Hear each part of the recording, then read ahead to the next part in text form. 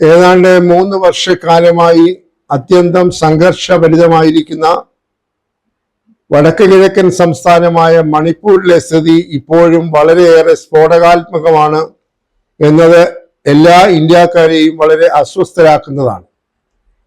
അവിടുത്തെ അസ്വസ്ഥത മൂർച്ഛിച്ചപ്പോഴാണ് 1 വർഷം മുൻപ് അവിടുത്തെ മന്ത്രിസഭയെ മാറ്റി നിർത്തിക്കൊണ്ട് രാഷ്ട്രപതി ഭരണം ഏർപ്പെടുത്തിയത്. ഇപ്പോൾ രാഷ്ട്രപതി ഭരണം പൂർത്തിയായിട്ട് 1 വർഷം കഴിയുന്നു. അങ്ങനെ ഇരുന്നപ്പോഴാണ് 2 ദിവസം മുൻപ് വീണ്ടും ഒരു BJP നേതൃത്വത്തിലുള്ള ഖേംചന്ദ് സിംഗിന്റെ നേതൃത്വത്തിലുള്ള പുതിയ ഒരു മന്ത്രിസഭ അധികാരത്തിലേറിയത്. കാര്യങ്ങളൊക്കെ സുഗമമാകും എന്നുള്ള ഒരു പ്രതീക്ഷയിലാണ് BJP തന്നെ പുതിയ ഒരു മന്ത്രിസഭ ബിരാൻ സിംഗിന്റെ മന്ത്രിസഭയെ മാറ്റിക്കൊണ്ട് അധികാരത്തിലേറ്റിയെങ്കിലും അവിടെ സംഘർഷം കൂടുതൽ രൂക്ഷമായിരിക്കുന്നു എന്നതാണ് ഒടുവിൽ കിട്ടുന്ന റിപ്പോർട്ടുകൾ സൂചിപ്പിക്കുന്നത്. അവിടെ എല്ലാവർക്കും അറിയാവുന്നതുപോലെ കഴിഞ്ഞ 3 വർഷങ്ങളായി മണിപ്പൂർ താഴ്വരയിലെ 2 വംശങ്ങൾ തമ്മിലുള്ള ഏറ്റുമുട്ടലാണ് നടന്നുകൊണ്ടിരിക്കുന്നത്. കുക്കി വിഭാഗവും മെയ്തേയ് വിഭാഗവും എന്ന് പറയുന്ന 2 വംശങ്ങൾ ആണ് അവിടെ കുറെ നാളുകളായി പരസ്പരം ഏറ്റുമുട്ടി സംഘർഷം ഉണ്ടാക്കുന്നത്. അവിടുത്തെ പ്രധാനപ്പെട്ട ഗോത്രവർഗ വിഭാഗമായ കുക്കികൾ ആവശ്യപ്പെടുന്നത് അവർക്ക് ഭൂരിപക്ഷമുള്ള മേഖല മണിപ്പൂർ സംസ്ഥാനത്ത് നിന്ന് മാറ്റി നിർത്തി കേന്ദ്ര ഭരണത്തിന് കീഴിലാക്കണം. എന്നാൽ മെയ്തേയ് വിഭാഗം അങ്ങനെയുള്ള ഒരു വിഭാഗീയമായിട്ടുള്ള ഏർപ്പാടിനോട് യോജിച്ചു നിൽക്കുന്നവരല്ല. അവിടെ ഈ യഥാർത്ഥത്തിലുള്ള ഈ പ്രതിസന്ധി ആരംഭിച്ചതിന്റെ മറ്റൊരു കാരണം ഈ പട്ടികജാതി പട്ടികവർഗ വിഭാഗങ്ങൾക്ക് ഗോത്ര വിഭാഗങ്ങൾക്ക് ലഭിക്കുന്ന ആനുകൂല്യങ്ങളുടെ പട്ടികയിൽ നേരത്തെ ഉണ്ടായിരുന്ന കുക്കികളോടൊപ്പം മെയ്തേയ്കളെ കൂടി ഉൾപ്പെടുത്താനുള്ള തീരുമാനമായിരുന്നു. സ്വാഭാവികമായും മെയ്തേയും ഈ പട്ടികവർഗ വിഭാഗത്തിൽപ്പെടുമ്പോൾ കുക്കികൾ ഭയക്കുന്നത് അവർക്ക് ലഭിച്ചുകൊണ്ടിരിക്കുന്ന ആനുകൂല്യങ്ങളിൽ ഗണ്യമായ കുറവുണ്ടാകും എന്നുള്ളതാണ്. അത് ഒരളവ് വരെ ശരിയുമാണ്. അതിൽ നിന്നാണ് ഈ സംഘർഷം ഉത്ഭവിച്ചത്. അപ്പോൾ ഈ ബിരേൻ സിംഗ് കഴിഞ്ഞ കുറെ കാലങ്ങളായി അവിടെ ഭരിച്ചിട്ടും അവിടുത്തെ ഈ വംശീയ പ്രശ്നങ്ങൾക്ക് പരിഹാരം ഉണ്ടാക്കാൻ കഴിഞ്ഞില്ല.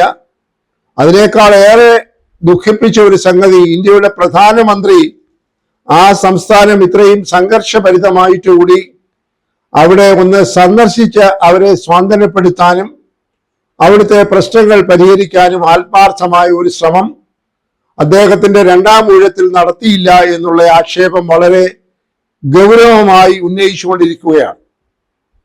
അവിടുത്തെ ജനരോഷം സ്ഫോടകാത്മകമായ ഒരു ഘട്ടത്തിലെത്തിയപ്പോഴാണ് പേരിന് വേണ്ടി കേന്ദ്ര ആഭ്യന്തരമന്ത്രി അവിടെ സന്ദർശിക്കുകയും ഒരു ഒത്തുതീർപ്പുണ്ടാക്കിയെന്ന മട്ടിൽ കാര്യങ്ങൾ ഏതോ പരുവത്തിലാക്കിയിട്ട് അദ്ദേഹം ഡൽഹിക്ക് മടങ്ങിയത്. എന്നാൽ ഇപ്പോൾ അതിന്റെ 4 ഇരട്ടി സംഘർഷം വർദ്ധിച്ചിരിക്കുന്നു. പുതിയ മന്ത്രിസഭ അധികാരത്തിലേറിയപ്പോൾ ഈ സംഘർഷത്തിന്റെ മൂർധന്യം ഏറിയിരിക്കുന്നു എന്നതാണ് വലിയൊരു വൈരുദ്ധ്യം. ഇപ്പോൾ കുക്കികൾ പറയുന്നത് യാതൊരു കാരണവശാലും അവരുടെ വിഭാഗത്തിൽപ്പെട്ട BJP കക്ഷിയിൽപ്പെട്ട MLA-മാരെ പോലും ഈ സർക്കാരുമായി സഹകരിക്കാൻ അനുവദിക്കുകയില്ല. അവർ വലിയൊരു കടുത്ത ആരെയും ഞെട്ടിപ്പിക്കുന്ന പ്രഖ്യാപനം വരെ ഈ കുക്കി സമുദായ നേതാക്കൾ നടത്തിയിരിക്കുകയാണ്. അതായത് ഉപമുഖ്യമന്ത്രിയായി അവരെ സ്വാതന്ത്ര്യപ്പെടുത്താൻ അവരുടെ ഭാഗത്ത് നിന്ന് അധികാരത്തിലേറിയതായിട്ടുള്ള ഉപമുഖ്യമന്ത്രിയെ കൊല ചെയ്താൽ അവർക്ക് 20 ലക്ഷം രൂപ പാരിതോഷികമായി കൊട്ടേഷൻ കൊടുക്കുന്ന രീതിയിലേക്ക് അവർ പ്രഖ്യാപനം നടത്തിയിരിക്കുകയാണ്. ഈ ഇന്നലെ അധികാരത്തിലേറ്റിയ ഖേംചന്ദ് സിംഗ് മന്ത്രിസഭയിൽ 2 ഉപമുഖ്യമന്ത്രിമാരെയാണ്. അത് ഒരാൾ കുക്കി വിഭാഗത്തിൽ നിന്നും മറ്റൊരാൾ മെയ്തേയ് വിഭാഗത്തിൽ നിന്നും. കാരണം മുഖ്യമന്ത്രി മെയ്തേയ് വിഭാഗത്തിൽ നിന്നുള്ളയാളാണ്. അപ്പോൾ കുക്കി സമുദായത്തെ സ്വാതന്ത്ര്യപ്പെടുത്താൻ എന്നുള്ള മട്ടിലാണ് അവരുടെ ഭാഗത്തു നിന്ന് ഒരാളെ ഉപമുഖ്യമന്ത്രിയായി അവരോധിച്ചത്. എന്നാൽ അതിലൊന്നും കുക്കി സമുദായം സ്വാതന്ത്ര്യപ്പെട്ടിട്ടില്ല. അവർ കൂടുതൽ പരുഷമായി അതിതീവ്രമായി ഇതിനോട് പ്രതികരിച്ചുകൊണ്ട് രംഗത്ത് വന്നിരിക്കുകയാണ്. അവിടെ കഴിഞ്ഞ 3 വർഷമായി ഏകദേശം നടന്നുകൊണ്ടിരിക്കുന്ന അക്രമത്തിന്റെ ഫലമായി ഏതാണ്ട് 300-ലധികം ആളുകൾക്ക് ജീവൻ നഷ്ടപ്പെട്ടിട്ടുണ്ട്. അവിടെ സാധാരണ ജീവിതം വളരെ വളരെ ദുരിതപൂർണമാണ്. സ്കൂളുകൾ അടഞ്ഞുകിടക്കുന്നു, ദേവാലയങ്ങളൊക്കെ അഗ്നിക്കിരയാകുന്നു. അതുപോലെ ദൈനംദിന ജീവിതം ആകെ തകരാറിലാകുന്നു. ജോലിക്ക് പോകാൻ ആളുകൾക്ക് കഴിയുന്നില്ല. സ്ഥാപനങ്ങളൊക്കെ അടഞ്ഞുകിടക്കുന്നു. വിദ്യാർത്ഥികൾ, കുഞ്ഞുങ്ങളൊക്കെ ഭവനങ്ങളിലിരുന്ന് വല്ലാതെ വേദനിക്കുന്നു, വിഷമിക്കുന്നു. അവരുടെ പ്രിയപ്പെട്ടവരൊക്കെ പലർക്കും നഷ്ടപ്പെട്ടിരിക്കുന്നു. അങ്ങനെ ആകെ സംഘർഷഭരിതമായിരിക്കുന്ന മണിപ്പൂരിന്റെ ചിത്രം ഇന്നലെ മുതൽ ആളുകളെ ആകെ, കേരളത്തിലെ, ഇന്ത്യയിലെ ആകെ ജനങ്ങളെ വല്ലാതെ അസ്വസ്ഥരാക്കിയിരിക്കുക. ഇതിന് ശാശ്വതമായ പരിഹാരം ഉണ്ടാക്കാൻ കേന്ദ്ര ഗവൺമെന്റിന്റെ അടിയന്തരമായ ഇടപെടലുകൾ ഉണ്ടാക്കണം. ഇപ്പോൾ ഇന്ത്യയുടെ പ്രധാനമന്ത്രി ലോകരാജ്യങ്ങളൊക്കെ ആവർത്തിച്ച് പലവട്ടങ്ങളായി ശതകോടികൾ കേന്ദ്ര ഖജനാവിൽ നിന്ന് ചെലവഴിച്ച് സന്ദർശനം നടത്തിക്കൊണ്ടിരിക്കുകയാണ്. അദ്ദേഹം ഇനിയും പോകാനായി ശേഷിച്ചിരിക്കുന്ന രാജ്യങ്ങളുണ്ടോ എന്ന് സംശയമാണ്. അദ്ദേഹത്തിന്റെ 3-ാം ഊഴമാണ്. 11 വർഷം അദ്ദേഹം അധികാരത്തിലിരുന്നിട്ട് ആ കൊച്ചു സംസ്ഥാനത്തെ, മണിപ്പൂരിലെ പ്രശ്നങ്ങൾ പരിഹരിക്കാൻ അദ്ദേഹത്തിന് കഴിഞ്ഞില്ല എന്ന് പറയുന്നത് അത്യന്തം ഖേദകരമാണ്. ആ കേന്ദ്ര ഗവൺമെന്റിന്റെ ഇക്കാര്യത്തിലുള്ള ജാഗ്രതയില്ലായ്മയും പിടിപ്പുകേടും വലിയ വിലയാണ് അതുകൊണ്ട് ഇന്ത്യയിലെ പൊതുസമൂഹം, പ്രത്യേകിച്ച് മണിപ്പൂരിലുള്ളവർ കൊടുത്തുകൊണ്ടിരിക്കുന്നത്. അടിയന്തരമായി കേന്ദ്ര ഗവൺമെന്റ് ഈ കാര്യത്തിൽ ഇടപെട്ട് ആ കുക്കികളുടെ പ്രശ്നങ്ങൾക്ക് പരിഹാരം ഉണ്ടാക്കണം. സാമുദായിക സൗഹാർദ്ദം, വംശീയ സൗഹാർദ്ദം ഉറപ്പിക്കുന്നതിനായിട്ടുള്ള നടപടികൾ ക്രിയാത്മകമായി സ്വീകരിക്കണം. ഓട്ടപ്രദക്ഷിണം നടത്തി നേതാക്കൾ അവിടെ പോയി എന്തെങ്കിലും തൊലിപ്പുറത്ത് ചികിത്സ ചെയ്താൽ അവസാനിക്കുന്ന പ്രശ്നങ്ങളല്ല മണിപ്പൂരിലുള്ളത് എന്ന് മനസ്സിലാക്കണം. അവിടുത്തെ 2 വിഭാഗങ്ങളുടെ നേതാക്കളുമായി സംസാരിച്ച് ഒരു മേശയ്ക്ക് ചുറ്റുമിരുന്ന് പ്രധാനമന്ത്രി ഉൾപ്പെടെയുള്ള ആളുകൾ ആ നേതാക്കളെ വിളിച്ച് ഒരു സമാധാനത്തിന്റെ അന്തരീക്ഷം സൃഷ്ടിക്കാൻ തയ്യാറാകണം. രാഷ്ട്രീയമായി ഈ വിഷയത്തെ കാണാൻ ശ്രമിക്കരുത്. ഇപ്പോൾ ഡബിൾ എഞ്ചിൻ ഭരണമാണല്ലോ മണിപ്പൂരിൽ നടക്കുന്നത്. കേന്ദ്രത്തിൽ BJP സർക്കാർ, സംസ്ഥാനത്ത് BJP സർക്കാർ. എക്കാലവും BJP പറയുന്നത് ഡബിൾ എഞ്ചിൻ ആണെങ്കിൽ കാര്യങ്ങളെല്ലാം സുഗമമാകും എന്നാണ്. ദക്ഷിണേന്ത്യൻ സംസ്ഥാനങ്ങളുടെ ഒരു പോരായ്മയും അതായിട്ടാണല്ലോ അവർ ചൂണ്ടിക്കാട്ടുന്നത്. ദക്ഷിണേന്ത്യൻ സംസ്ഥാനങ്ങളിലൊന്നും ഡബിൾ എഞ്ചിൻ സമ്പ്രദായം ഇതുവരെ ആയിട്ടില്ല. ഉടനെ ആകാനുള്ള സാധ്യതയും കുറവാണ്. എന്നാൽ ഡബിൾ എഞ്ചിൻ ഉണ്ട് എന്ന് അവകാശപ്പെടുന്ന മണിപ്പൂരിൽ പോലും ഇതാണ് അവസ്ഥയെന്നുണ്ടെങ്കിൽ വളരെ ദയനീയമായ ചിത്രമാണ് ഇന്ത്യയുടെ ചിത്രം പുറം രാജ്യങ്ങളിൽ പ്രത്യക്ഷപ്പെട്ടു തുടങ്ങിയിരിക്കുന്നത് എന്നത് ഭരണാധികാരികൾ മനസ്സിലാക്കണം. അവിടെ ന്യൂനപക്ഷ സമുദായങ്ങളിൽപ്പെട്ട ആളുകൾ പീഡിപ്പിക്കപ്പെടുന്നു. അവിടെ ആരാധനാ സ്വാതന്ത്ര്യം നഷ്ടപ്പെടുന്നു.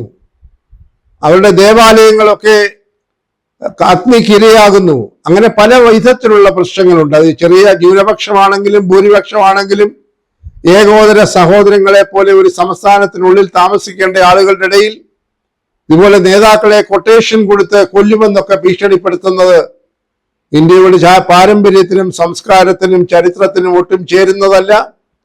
അതുകൊണ്ട് അടിയന്തരമായി ബഹുമാനപ്പെട്ട പ്രധാനമന്ത്രി ഈ വിഷയത്തിൽ ഇടപെടണം. മധ്യസ്ഥന്മാരെ വിട്ട് ഈ പ്രശ്നം പരിഹരിക്കാൻ ശ്രമിക്കാതെ അദ്ദേഹത്തിന്റെ വെളിപ്പാട് അകലെയുള്ളതായ ഈ വടക്കു കിഴക്കൻ സംസ്ഥാനങ്ങളിൽ അദ്ദേഹം ഒന്നുകിൽ അവിടെ പോയി നേതാക്കളുമായി സംസാരിക്കണം, അല്ലെങ്കിൽ അവരെ ഡൽഹിയിലേക്ക് വിളിപ്പിച്ച് ഉത്തരവാദപ്പെട്ട രീതിയിൽ ബന്ധപ്പെട്ട മന്ത്രിമാരുടെ സാന്നിധ്യത്തിൽ ഒത്തുതീർപ്പ് വ്യവസ്ഥകൾ ഉണ്ടാക്കണം. അങ്ങനെ ആ കൊച്ചു സംസ്ഥാനത്തെ ചേർത്ത് പിടിക്കണം എന്നാണ് ഇപ്പോൾ സംഭവിച്ചുകൊണ്ടിരിക്കുന്ന കാര്യങ്ങൾ പൊതുവെ സമ്മർദ്ദം ചെലുത്തുന്നത്. അത് ഗവനിക്കാതെ വെറും രാഷ്ട്രീയ ലക്ഷ്യത്തോടുകൂടെ പദ്ധതി പ്രഖ്യാപനങ്ങൾ നടത്തുക, ലോകോത്തര പ്രശസ്തമായ ബജറ്റ് അവതരിപ്പിച്ചു എന്ന് അവകാശപ്പെടുക, ഇന്ത്യയിലുള്ള എല്ലാ 146 കോടി ജനങ്ങളെയും ഞങ്ങൾ ചേർത്ത് പിടിക്കുന്നുവെന്ന് വാഗ്ധോരണിയിൽ കാര്യങ്ങൾ നടത്തുക, അതുകൊണ്ടൊന്നും പ്രശ്നങ്ങൾ ശരിയാകുന്നില്ല. അതുകൊണ്ട് മണിപ്പൂരിലെ കലാപം അയൽ സംസ്ഥാനങ്ങളിലേക്ക് വ്യാപിക്കാതിരിക്കാൻ, മറ്റിടത്തേക്ക് വ്യാപിക്കാതിരിക്കാൻ കാര്യമായി ശ്രമിക്കണം. കുക്കികളുടെ പ്രശ്നങ്ങൾ എന്താണെന്ന് മനസ്സിലാക്കി പരിഹാരമുണ്ടാക്കണം. ഒരു ചർച്ച ഉടനടി ആരംഭിക്കണം. എന്തായാലും ഈ മണിപ്പൂരിൽ നിന്ന് വരുന്ന വാർത്തകൾ ലോകമാകെ ശ്രദ്ധിക്കുന്നു. അത് ഇന്ത്യയുടെ പാരമ്പര്യത്തിനും ഇന്ത്യയുടെ ചരിത്രത്തിനും വലിയ പോറലുകളാണ് ഏൽപ്പിച്ചുകൊണ്ടിരിക്കുന്നത്. അതുകൊണ്ട് ഭരണാധികാരികൾ ഉണർന്ന് പ്രവർത്തിക്കേണ്ട സമയമായിരിക്കുന്നുവെന്നാണ് മണിപ്പൂരിൽ ഏറ്റവും ഒടുവിൽ നടന്ന സംഭവങ്ങൾ വിളിച്ചറിയിക്കുന്നത്. ഒരു ഭരണമാറ്റം കൊണ്ട് പ്രശ്നങ്ങൾ തീരുകയില്ല എന്ന് വ്യക്തമായി കഴിഞ്ഞു. അതുകൊണ്ട് അടിയന്തരമായി അതിനേക്കാൾ ഗൗരവമായിട്ടുള്ള നടപടികൾ ആ സംസ്ഥാനത്ത് ആവശ്യമാണ്. അവിടെ സമാധാനം പുലർത്തുന്നതിനാവശ്യമായിട്ടുള്ള ക്രിയാത്മകമായ നടപടികൾ സ്വീകരിക്കേണ്ടതും ഈ സമയത്തിന്റെ അനിവാര്യതയാണ്.